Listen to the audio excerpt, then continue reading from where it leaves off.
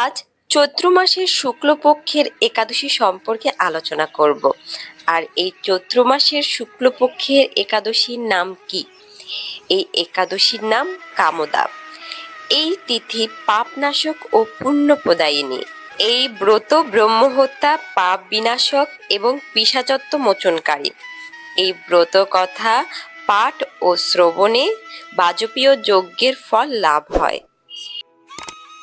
হরে কৃষ্ণ। এইবার প্রশ্ন আসছে যে চৈত্র মাসের শুক্লপক্ষের কামদা একাদশী ব্রত কবে পালন করতে হবে?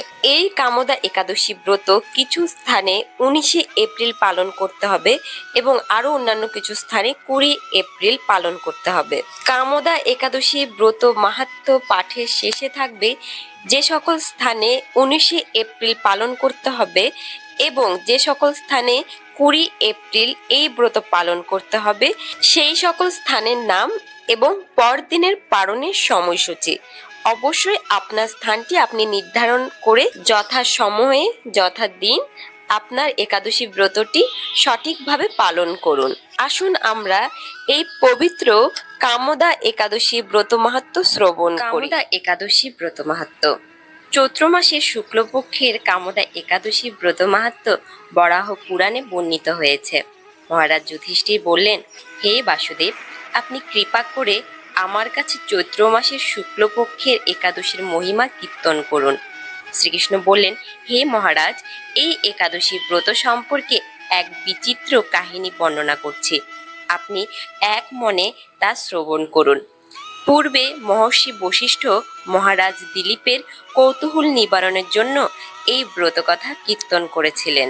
ঋষি বশিষ্ঠ বললেন, হে মহারাজ, চৈত্র মাসের শুক্লপক্ষের একাদশীর নাম কামদা। এই তিথি পাপনাশক ও পুণ্য প্রদায়িনী। পূর্বকালে মনোরম নাগপুরে স্বর্ণনির্মিত গৃহে বিষধর নাগেরা বাস করত। তাদের রাজা ছিলেন পুণ্ডরিক। গন্ধর্ব, কিন্নর ও অপ্সরাদের দ্বারা তিনি সেবিত হতেন। সেই পুরী মধ্যে অপ্সরা শ্রেষ্ঠ ললিতা ও ললিত নামে গন্ধর্ব স্বামী স্ত্রী রূপে ঐশ্বর্যপূর্ণ এক গৃহে পরম সুখে দিন যাপন করত। একদিন পুণ্ডরিকের রাজসভায় ললিত একা গান করছিল। এমন সময় ললিতার কথা তার মনে পড়ল। ফলে সঙ্গীতের স্বর, লয়, তাল মানের বিপর্যয় ঘটল। কর্কটক নামে এক নাগ ললিতের মনোভাব বুঝতে পারল। গানের ছন্দভঙ্গের ব্যাপারটি সে পুণ্ডরিক রাজার কাছে জানালো। তা শুনে সর্পরাজ ক্রোধ ভরে কামাতুর ললিতকে, রে দুর্মতি, তুমি রাক্ষস হও বলে অভিশাপ দান করল। সঙ্গে সঙ্গে সেই ললিত ভয়ঙ্কর রাক্ষস মূর্তি ধারণ করল। তার হাত 10 যোজন বিস্তৃত, মুখ পর্বত গুহাতুল্য, চোখ দুটি প্রজ্বলিত আগুনের মতো, ঊর্ধ্বে 8 যোজন বিস্তৃত প্রকাণ্ড এক শরীর সে লাভ করল। ললিতের এরকম ভয়ঙ্কর রাক্ষস শরীর দেখে ললিতা মহা দুঃখের চিন্তায় ব্যাকুল হলেন। স্বেচ্ছাচারী রাক্ষস ললিত দুর্গম বনে গমন করতে লাগলো। ললিতা কিন্তু তার সঙ্গ ত্যাগ করল না। ললিত নির্দয়ভাবে মানুষ বক্ষণ করত। এই পাপের ফলে তার মনে বিন্দুমাত্র শান্তি ছিল না। পতির সেই দুরবস্থা দেখে ব্যথিত চিত্তে রোদন করতে করতে ললিতা গভীর বনে প্রবেশ করল। একদিন ললিতা বিন্ধ্য পর্বতে উপস্থিত হলো। সেখানে ঋষি শৃঙ্গ মুনির আশ্রম দর্শন করে মুনির কাছে হাজির হলো। তার চরণে প্রণাম করে সেখানে দাঁড়িয়ে রইল। মুনিবর জিজ্ঞাসা করলেন, হে সুন্দরী, তুমি কে, কার কন্যা, কি কারণেই বা এই গভীর বনে এসেছ, তা সত্য করে বলো। তদুত্তরে ললিতা বলল, হে প্রভু, আমি বীরধন্যা গন্ধর্বের কন্যা। আমার নাম ললিতা। আমার পতির পিশাচত্ব দূর হয় এমন কোনো উপায় জানবার জন্য এখানে এসেছি। তখন ঋষি বললেন, চৈত্র মাসের শুক্লপক্ষের কামদা নামে যে একাদশী আছে, তুমি সেই ব্রত যথাবিধি পালন করো।